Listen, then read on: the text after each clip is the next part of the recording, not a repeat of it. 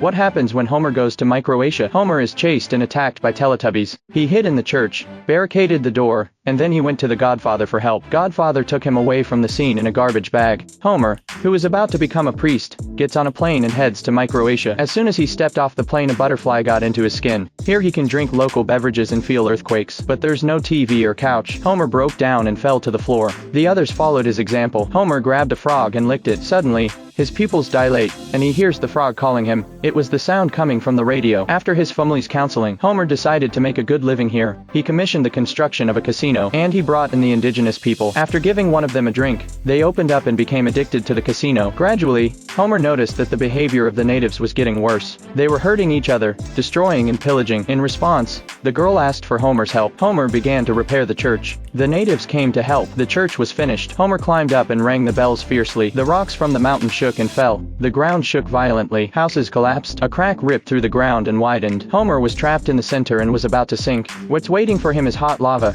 What happens when Bart takes psychotropic drugs? Springfield Elementary School put on a fire show. Flanders, as the protagonist, gets his pants set on fire. The fire engine hose is connected to the gymnasium. That's when Bart came rushing out. A great deal of water gushed out, knocking over Skinner and Flanders. Skinner is furious and thinks Bart is mentally ill. Bart's parents had to visit the psychiatrists. After seeing the trial, they got the medicine. Homer tries to get Bart to take his medicine by taking a bite himself. At once his body reacted strangely. In this case, Marge had to step in. Bart took the pills Marge gave him, but it didn't work, and Bart still liked to play pranks. During the class, the children were attracted to the dog outside the house. Only Bart sat in his place and read. The teacher was very surprised. His drugs are starting to kick in. Bart would read while Lisa watched TV. Even when Lisa took his book away, he was still working on the problem. When Maggie brought the food, he would send her a thank you note, and he'd coach Homer to change the way he dressed. So Homer put on his modified shorts. In the evening, the family watched Bart discuss his studies with his classmates. They were very grateful for the bottle of psychotropic drugs.